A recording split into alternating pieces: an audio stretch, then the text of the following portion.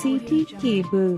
BRS party అభ్యర్థులను భారీ మెజార్టీతో గెలిపించండి. స్ట్రీట్ కార్నర్ సమావేశంలో మాజీ ఎమ్మెల్యే పైలట్ రోహిత్ రెడ్డి.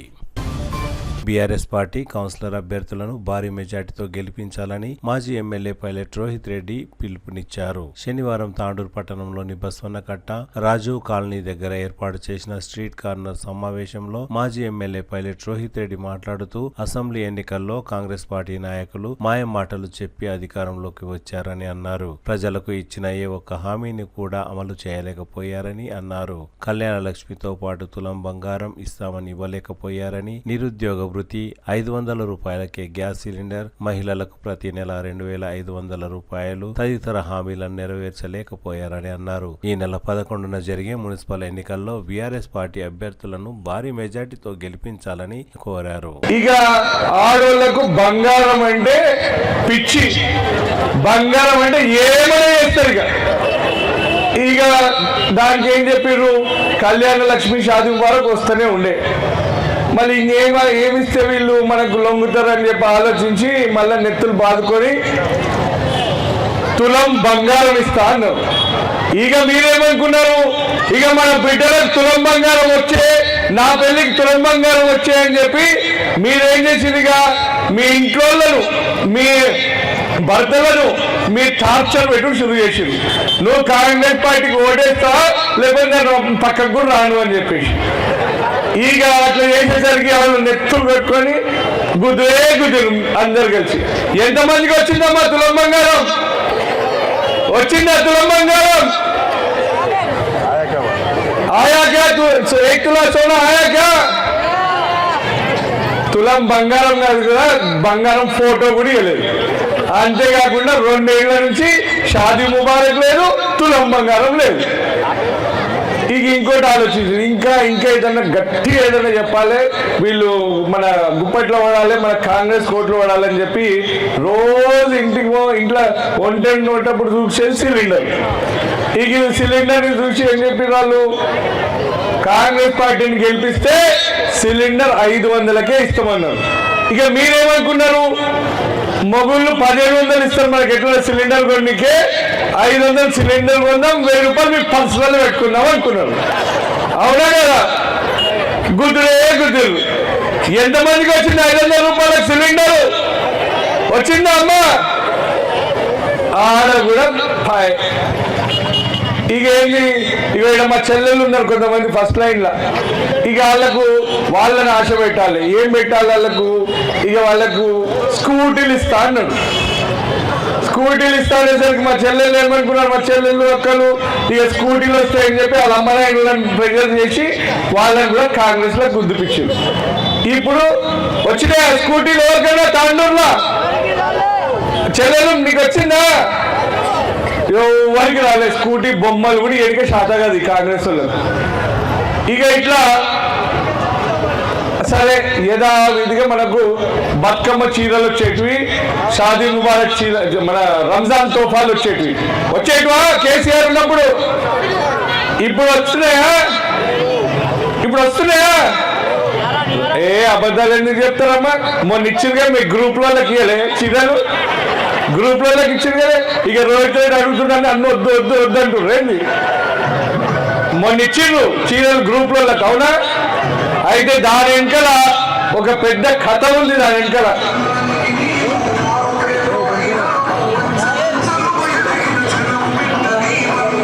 ఇక ఇదే డిస్టర్బెన్స్. కాంగ్రెస్ వాళ్ళ బండి వస్తుంది, రోహిత్ రెడ్డి చెప్తే మొత్తం ఓట్లు రోహిత్ రెడ్డికే పడతాయి, రోహిత్ రెడ్డి క్యాండిడేట్లకు పడతాయి అని చెప్పి డిస్టర్బెన్స్ పెడుతుంది.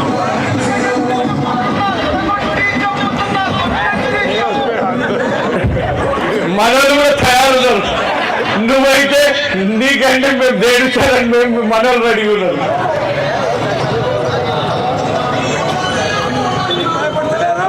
అయితే ఇక మొన్న ఇచ్చిన గ్రూప్లలో చీరలు ఇచ్చింది కదా, దాని వెనకాల అసలు రహస్యం ఏంటంటే మన సర్పంచ్ ఎన్నికలు అయినాయి. సర్పంచ్ ఎన్నికలప్పుడు ఏదో ఒకటి ఆశ చూపెట్టాలనే ఉద్దేశంతో గ్రూపులలో చీరలు ఇచ్చారు. మిగతా వాళ్ళకి ఇచ్చినా మిగతా వాళ్ళకి ఇవ్వలే. అయితే గ్రూపులలో ముందుంది ముసళ్ళ పండుగ. అది ఏంటంటే ఒక్కొక్క చీరకు 1500 మీరు కట్టాలంట. అవి వసూలు చేస్తే అంటే ఇప్పుడు తెలుసా మీకు? ఆడ కూడా వాయే. ఇట్లా ఇప్పుడు ఇంకేం చేసిర్రు? ఒక్కటి ఇచ్చిర్రు. మొత్తం 6 గ్యారెంటీలు చెప్పి ఒక్కటి ఇచ్చిర్రు. అదేంటి? Free bus.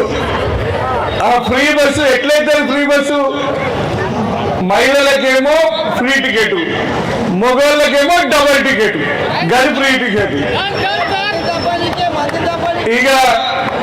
ఇక ఇంతకుముందు ఏంది, మంచిగా ఎవరైనా మా అమ్మలు అక్కలు రోడ్డు మీద చేయలేక బస్సు వస్తే బస్సు ఆగేది. ఇప్పుడు ఆగుతుందా బస్సు? వామ్మో వీళ్ళు ఎట్లన్నా పుణ్యాన్ని ఎక్కేది, వీళ్ళకి ఎందుకు ఆపాలని చెప్పి ఈయన పోతుండ్రు డ్రైవర్లు. అవునా? మరి ఇంత అన్యాయం ఏంటి అంటే, నేను చెప్పేది ఏంటంటే, మంచిగా ఉన్న తెలంగాణలో ప్రజలందరూ, పేద ప్రజలందరూ సంతోషంగా ఉండే అసొంటి పేద ప్రజలకు ఆశ చూపించారు. 6 గ్యారెంటీల పేరుతో కాంగ్రెస్ వాళ్ళు ఆశ చూపించి నమ్మించి మోసం చేసిరు. మోసం చేసిరా? మోసం చేసిన అందరి చేతులు లేకుండి అగో మోసం చేసిరు. మనం మోసం చేసి ఇప్పటికి 2 ఏళ్ళే వాళ్ళు వచ్చి ఇప్పటికీ ఏం శాతం అవుతలేదు.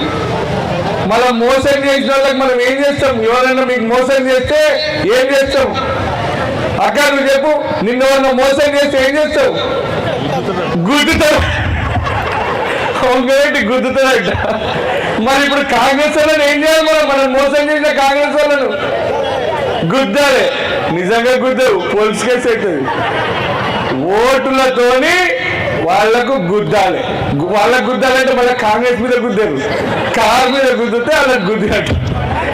సో అట్లా నేను మీకు ఒకటే విషయం చెప్తా ఉన్నా. ఇంకోటి, ఇప్పుడు కొత్తగా అయిండు ఎమ్మెల్యే నా తర్వాత, ఆయన వచ్చి మైక్ పట్టుకొని ఏడేనో అంటున్నాడు. రోహిత్ రెడ్డి ఏం చేసిండు, రోహిత్ రెడ్డి ఏం చేసిండు, రోహిత్ రెడ్డి ఏం చేయలేదు అంటున్నాడా? మరి ఇప్పుడు మీకు తెలియాలి, 2018 సంవత్సరంలో మా తాండూరు బిడ్డ రోహిత్ రెడ్డి అని మీరందరూ నన్ను ఆశీర్వదించి నన్ను ఎమ్మెల్యే చేసిరు. అయితే నా దురదృష్టం ఏంటంటే, మీరు ఎమ్మెల్యే చేసి ఇంకా 3 ఏళ్ళు కరోనా లాక్డౌన్ ఉండే, మొత్తం ప్రపంచం బంద్ ఉండే. అవునా? పక్కింటికి కూడా పోలేని పరిస్థితి. ఇక నాకు మిగిలింది ఎన్నేళ్ళు? 2 ఏళ్ళు. ఈ 2 ఏళ్ళల్లో మీ బిడ్డ రోహిత్ రెడ్డి ఏమేం చేసిండు అనేది మీకు అందరికి ఎరుక. అయినా కానీ నేను చెప్తా, ఈ 2 ఏళ్ళ తాండూరులో గతంలో ఏ ఎమ్మెల్యే ఏ మంత్రికి చాటగానంతా మీ బిడ్డ రోహిత్ రెడ్డి 1680 కోట్ల రూపాయల నిధులను తెచ్చి తాండూరు ప్రాంతాన్ని అభివృద్ధి చేసిండు. నేను అడుగుతా, మీరు చెప్పండి ఏం తెచ్చిందో ఏందో. గతంలో తాండూరులో రోడ్లు ఎట్లుండే? గుంతల రోడ్లు, దుమ్ము ధూళి కాలుష్యం, రోడ్ అనేది సక్కగా లేకుండే. అవునా? మరి ఇప్పుడు తాండూరులో ఇప్పుడు ఆ రోడ్ చూస్తున్నారు మీరు, గీ రోడ్ చూస్తున్నారు, గీ రోడ్ చూస్తున్నారు. ఈ రోడ్లన్నీ గుంతలు లేకుండా సీసీ రోడ్లు వేసి బ్రహ్మాండంగా చేసిందెవరు? చెప్తలేదమ్మా. కాలుష్య రహిత తాండూరుగా చేసిందెవరు? మన మాతా శిశు హాస్పిటల్ తెచ్చిందెవరు?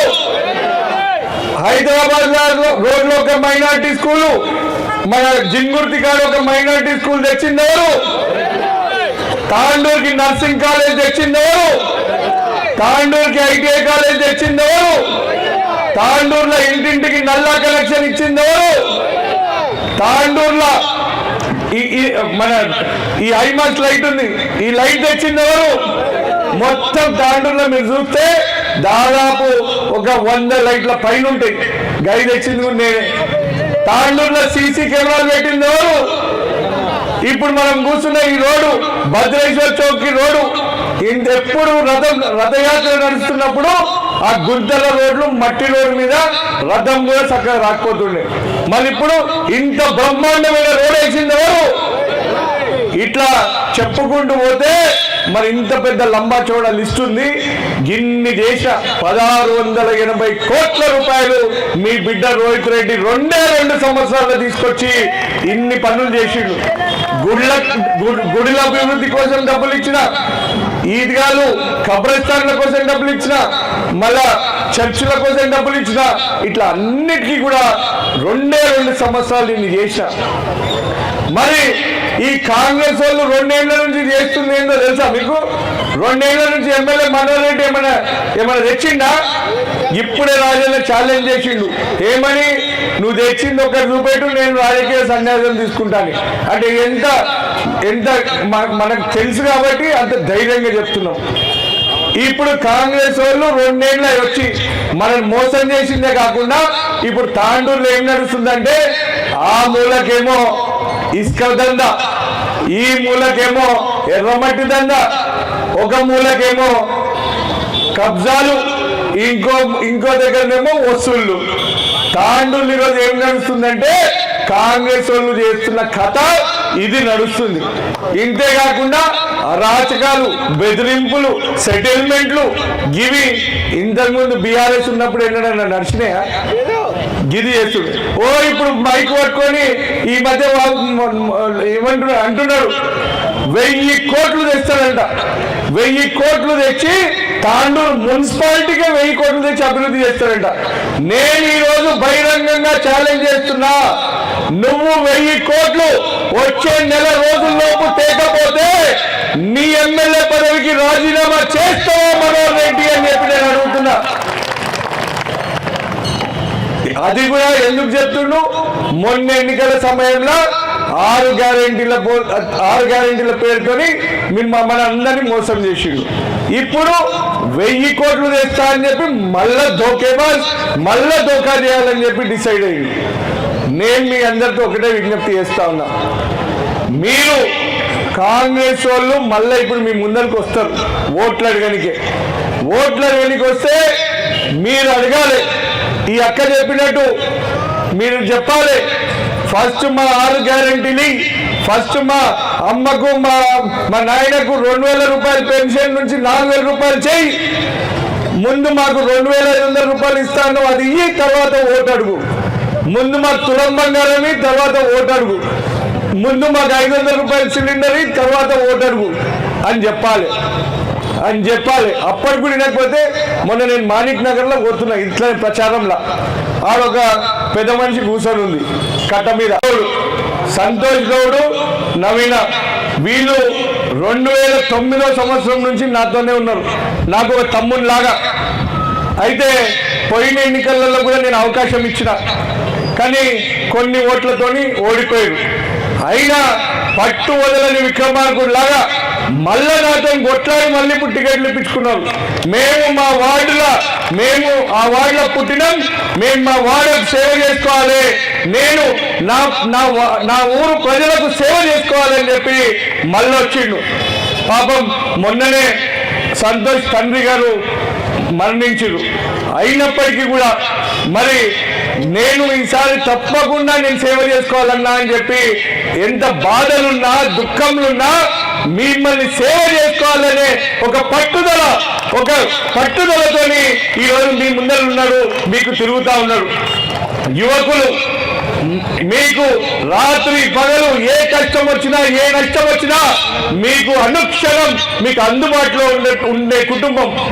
కాబట్టి నేను మీ అందరితో 21 వార్డు ప్రజలందరితో విజ్ఞప్తి చేస్తా ఉన్నా, 21వ వార్డు ప్రజలతో నేను విజ్ఞప్తి చేస్తా ఉన్నా, నాది గ్యారంటీ, వీళ్ళని మీరు గెలిపియండి. రేపటి రోజు వచ్చేది మన ప్రభుత్వమే. ఆ వార్డులో ఉన్న సమస్యలు కావచ్చు, మీ సమస్యలు ఏమున్నా అవి పరిష్కరించే బాధ్యత మా సంతుది, మా నవీనాది. ఒకవేళ వాళ్ళు గుద్దకపోతే, వాళ్ళు చేయకపోతే, మరి ఎక్క చెప్పినట్టు నేనే ఉన్నట్టు గుద్దుతా. నా ఇల్లు అయితే తెలుసు కదా మీకు, నా ఇంటికి వచ్చినా ఎంతమంది వచ్చి చేయలేకుండా ఒకసారి అందరూ వచ్చిర్రు. అయితే నా ఇంటి తలుపులు ఎప్పుడు ఓపెన్ చేసే ఉంటాయి. మీరు ఎప్పుడన్నా నా కాడికి రావచ్చు, అన్న ఇది పని చేస్తలేదని చెప్తే నేను ఇళ్ళను ఉంగబెట్టి గుద్దే బాధ్యత నాది. ఇక ఇప్పుడున్నాడు ఎమ్మెల్యే, అసలు ఎమ్మెల్యే ముఖం చూసిన అన్నారా మీరు? ఎంతమంది చూసి ఎమ్మెల్యే ముఖాన్ని? పోనీ ఇల్లు ఏడుందో తెలుసా? 2 నెలలు ఎప్పుడు వచ్చినా మీ కాడికి. మరి నేనేమో కరోనాలో కూడా వచ్చి మీకు సేవలు చేసుకున్నా. కరోనాలో కూడా మొత్తం లాక్డౌన్ ఉన్నా నేను వచ్చి మరి ప్రజలు ఎట్లున్నారు ఏంది చూద్దాము, మా కుటుంబాలు ఎట్లున్నాయి చూద్దామని చెప్పి వచ్చేటోని. ఈయన బయట ఉన్నాడు కదా, మన వాళ్ళ మీద వాళ్ళకి ప్రేమ ఎందుకు ఉండదు కాబట్టి వస్తలేడు. మరి నేను విజ్ఞప్తి చేస్తున్నా. అంతేకాదు ఆయన బెదిరిస్తున్నారంట. ఆయన మనం వాళ్ళకు ఓట్లు వేయకపోతే, కాంగ్రెస్ వాళ్ళకు ఓట్లు వేయకపోతే బెదిరిస్తున్నారంట. నేను చెప్తున్నా, ఈయన ఇంత పెద్ద గులాబీ సైన్యం మీ ఎమ్మటుంది, ఎవ్వరు కూడా బెదరాల్సిన అవసరం లేదు. రేపటి రోజు మేము మీకు అండగా ఉంటాం. మీకు పని చేస్తారు, మీకు అన్ని విధాలుగా చూసుకుంటారనే నాయకులు వీళ్ళకి ఓటేసి గెలిపించాలని చెప్పి నేను విజ్ఞప్తి చేస్తా ఉన్నా. ఇక ఈమె ఎప్పుడు 24 గంటల్లో 18 గంటలు రోడ్ల మీదే ఉంటుంది. ప్రజల సమస్యల పరిష్కరణ, ఆ ప్రాంతం అభివృద్ధి చేయాలని. నేను ఎమ్మెల్యేగా ఉన్నప్పుడు నాకైనా ఉండే. అయితే 14వ వార్డు వెనుకబడిన ప్రాంతం, అది పాతాండూర్లా. ఆ ఏడ చూసినా చెత్త జదారం, దుమ్ము ధూళి, లైట్లు లేకుండే, నీళ్లు లేకుండే, అక్కడ దవాఖానా లేకుండే, ఏం లేకుండే. నాతో కొట్లాడేది. ఎప్పుడు చూసినా ఉరికొచ్చేది. నేను తాండూరుకి వచ్చినా అంటే వచ్చి నాకు బస్తీ దవాఖానా కావాలి, నాకు నల్లలు కావాలి, నాకు కరెంటు కావాలి అని చెప్పి ఎప్పుడు వచ్చిందంటే ఖాళీ చేతులతో పోదు. ఇక ఏమైనా అంటే ఇగో ఈ పెద్దమ్మకి ఈ సమస్య ఉంది, ఈ అన్నకి ఈ సమస్య ఉంది, ఈ బిడ్డకు ఇది కావాలి అని చెప్పి ఎప్పుడు ప్రజల కోసమే ఆలోచించి ప్రజాసేవలోనే నిమగ్నమై ఉండే నాయకురాలు బాంబేనమ్మ. మరి ఇప్పుడు 19వ వార్డుకి సేవ చేసుకోనికి వచ్చింది. ఇంతకుముందు 19వ వార్డులో ఉన్న కౌన్సిలర్ కూడా నాకాడనే ఉండే. మరి నన్ను మోసం చేసి కాంగ్రెస్ పార్టీలకు పోయిండు. ఆ దేవుడు కూడా ఎంత గొప్పడంటే, మరి ఆ దేవుడు కూడా ఆయనకు మోసం చేసి కాంగ్రెస్ పార్టీలకు టికెట్ రాలే. ఇప్పుడు మళ్ళీ ఇంకో పార్టీలకు జరిగిండు. గిట్లా అదేమంటారు ఊసరవెల్లి లాగా అటు ఇటు జంపింగ్ చెప్పంగ్లు అవన్నీ. అయితే మీరు ఇటువంటి నాయకురాలు మీ 19వ వార్డులో ఉంటే తప్పకుండా 19వ వార్డు అభివృద్ధికి, 19వ వార్డు ప్రజా సమస్యల పరిష్కరణకు ఆమె మీ ఎంబటి ఉంటుంది. మీకు ఒక కుటుంబ సభ్యురాలకు ఉంటుంది. కాబట్టి నేను 19వ వార్డు ప్రజలతో విజ్ఞప్తి చేస్తా ఉన్నా, బాంబేనో మేడం లాంటి లీడర్ని మీరు కోల్పోవద్దు, మీరు గెలిపించుకోండి అని చెప్పి నేను మీ అందరితో విజ్ఞప్తి చేస్తున్నా. ఇక 20వ వార్డు మా నవీన సంతోష్ గారు గతంలో కూడా చిన్న వయసు చదువుకున్న మనమే మంచి చదువుకొని అన్నా నేను ప్రజాసేవ చేసుకుంటా అని చెప్పి మీ ముందుకు వచ్చింది. సంతోష్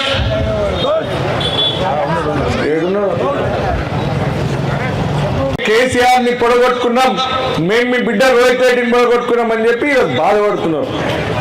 మొన్న సర్పంచ్ ఎన్నికలు అయినాయి. సర్పంచ్ ఎన్నికల్లో గ్రామాలలో ఉన్న గ్రామస్తులందరూ కూడా కాంగ్రెస్ కి ఒక చెంపబెట్టు పెట్టిరు. బీఆర్ఎస్ పార్టీకి అత్యధిక సర్పంచ్లను వాళ్ళు గెలిపించారు. మరి ఇప్పుడు ఎందుకు గెలిపించారు? కాంగ్రెస్ పార్టీ వాళ్ళు మోసం చేసిర్రు అని చెప్పి. ఇప్పుడు ఆ అవకాశం మీకుంది. మున్సిపల్ ఎన్నికలు వచ్చినాయి. ఇప్పుడు మీకు కూడా మిమ్మల్ని మోసం చేసిన వాళ్లకు బుద్ధి చెప్పే సమయం ఇది. కాబట్టి మీరు కాంగ్రెస్ వాళ్ళు వచ్చినప్పుడు గల్లలు పట్టుకోండి అడగండి. మొన్న ఇంకో ఎన్నో చీపురు గట్టుతో కొడతామన్నారు. ఏడన్నా అది ఓల్తాండూర్లా ఒక ఇట్లనే ఒక అమ్మని అడిగిన, కాంగ్రెస్ వాళ్ళు రాని చీపురు తిరుగుతాయి అని చెప్పింది. అట్లా మీరు కూడా చీపుర్లు రెడీ పెట్టుకోండి. కానీ కొట్టగుడి చూపిస్తే వాళ్ళు ఉరుకునే ఉరుకుతారు. ఆల్రెడీ మనం మాట్లాడే మాటలకు ఏం చెప్పాలో కూడా అర్థమవుతలేదు. అందుకని అంతా పిచ్చిగా అవుతున్నాం. ఏదో మొన్న మీకు ఆశ చూపించి గాల్లో వచ్చిండు, రేపు అదే గాల్లో పోతాడు. ఆల్రెడీ కాంగ్రెస్ ఖతమైంది, వాళ్ళ దుకాణం బంద్ అయింది. మళ్ళా మనకు బ్రహ్మాండమైన తాండూరు మనకు మంచిగా కావాలన్నా, మన పేద ప్రజల బతుకులు బాగుండాలన్నా, మనకు సంక్షేమ పథకాలు యథావిధిగా రావాలన్నా, మన పిల్లలకు మంచి భవిష్యత్తు ఉండాలన్నా మళ్ళా కేసీఆర్ గారు ముఖ్యమంత్రి కావాలి, బీఆర్ఎస్ ప్రభుత్వంలోకి రావాలి. మన బీఆర్ఎస్ ప్రభుత్వంలో కావాలంటే మీ బిడ్డ రోహిత్ రెడ్డి ఎమ్మెల్యే కావాలి. ఈసారి ఆ భగవంతుని ఆశీర్వాదం, మీ అందరి ఆశీర్వాదం ఉంటే తప్పకుండా మంత్రి కూడా అవుతా అని చెప్పి ఈ సందర్భంగా తెలియజేస్తున్నా. మరి 2 ఏళ్ళు ఎమ్మెల్యేగా ఉంటేనే ఇంత అభివృద్ధి చేసిన తాండూరుని, ఇక 5 ఏళ్ళు మంత్రిగా ఉంటే ఇంకెంత అభివృద్ధి చేస్తారో మీరు ఒక్కసారి ఆలోచించండి. ఎప్పటికైనా పెద్దలు చెప్తుండే, ఎప్పటికైనా ఇంటోడే బయటోడే. అంతేకాదు మరి నేను ఎమ్మెల్యే కావాలంటే ఇప్పుడు ఈ మున్సిపల్ ఎన్నికలల్లో మన అభ్యర్థులందరూ గెలవాలి. BRS party municipal chairman seat మీద కూర్చోవాలంటే మీరేం చేయాలి అమ్మలు? కారుకి ఓటాలి. రోహిత్ రెడ్డి మంచిగా కథ చెప్తుండు అని చెప్పి సైలెంట్ కూర్చొని వింటున్నారు. అట్లా కాదు, మీరందరూ కారు గుర్తుకి ఓటేసి గెలిపించాలి. ఇక మా 19వ వార్డు కౌన్సిలర్ అభ్యర్థి బాంబీనమ్మ, ఇంతకుముందు 14వ వార్డు మా చెల్లెలు మహేశ్వరి, తను కూడా మంచిగా చదువుకున్నది, మంచి ఉద్యోగం చేస్తున్నది. అయినా అన్నా నేను కూడా నీలాగా ప్రజాసేవ చేసుకోవాలని నాకుంది, మరి నాకు ఒక అవకాశం అని చెప్పి తను వచ్చింది. మీ వార్డు సభ్యులు మీ వార్డులోనే పుట్టింది, మీ వార్డులోనే పెరిగింది. తను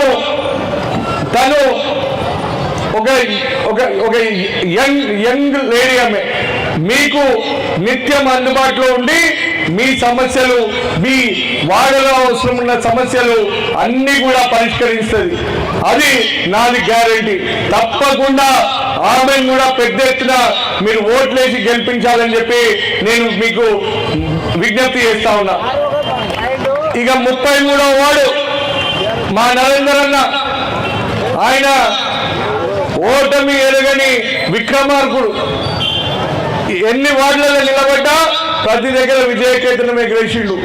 ఈయన కూడా 7వ తారీఖు రోజు కారు గుర్తుకి ఓటేసి మనను మోసం చేసిన కాంగ్రెస్ పార్టీ వాళ్లకు బుద్ధి చెప్పాలి. మన భవిష్యత్తు కోసం, మన తాండూరు బాగుండాలంటే, మన భవిష్యత్ తరాలు బాగుండాలంటే, మనకు పేద ప్రజలకు సంతోషంగా ఉండాలంటే, మన పేద ప్రజలకు అన్ని విధాలుగా బాగుండాలంటే తప్పకుండా బీఆర్ఎస్ తోనే అది సాధ్యపడుతుంది. కాబట్టి నేను మీ అందరితో చేతులు జోడించి మరి విజ్ఞప్తి చేస్తున్నా. ఒకసారి మోసపోయినాం, ఏదో ఆశపడ్డాం. నేనైనా ఎవరైనా నాకు ఎక్కువ ఇస్తున్నారంటే నేనైనా ఆశపడతా, దాంట్లో తప్పు లేదు. ఒకసారి మోసపోతే పాపం మోసపోయినంటారు. రెండోసారి అన్ని తెలిసి మోసపోతే ఆ భగవంతుడు కూడా కాపాడలేడు. ప్రజల సమస్యలే ఈయన ఎప్పుడు అదే పని ఉంటాడు. ఎప్పుడు నిత్యం ఈయన కూడా ఎన్నో సేవా కార్యక్రమాలు, పేద ప్రజలకు పెన్నిదిగా పేద ప్రజలకు ఎంతో సేవ చేసిన నాయకుడు మా నరేందర్ అన్న. కాబట్టి నరేందర్ అన్నని మళ్ళా కౌన్సిలర్ చేయాలి. నరేందర్ అన్నను మళ్ళీ మీరు కౌన్సిలర్కి పంపించాలి. తప్పకుండా నరేందర్ అన్న 33వ వార్డు అభివృద్ధి కోసం, 33వ వార్డు ప్రజల సమస్యల పరిష్కరణ కోసం పనిచేస్తాడు అని చెప్పి నేను మీ అందరితో మీకు తెలియజేస్తా ఉన్నా. మరి మా నాయకులు, మా 4 అభ్యర్థులను మీరు గెలిపిస్తే మరి తప్పకుండా మనం చైర్మన్ అవుతాం. రాబోయే మోసపోవద్దంటే మనము కారు గుర్తుకి ఓటేసి గెలిపించాలని చెప్పి నేను మీ అందరితో చేతులు జోడించి మరి విజ్ఞప్తి చేస్తా ఉన్నా. 11వ తారీఖు రోజు కారు గుర్తుకే అందరూ ఒక్కసారి చేతులు పైకి లేపి కారు గుర్తుకే. జై తెలంగాణ.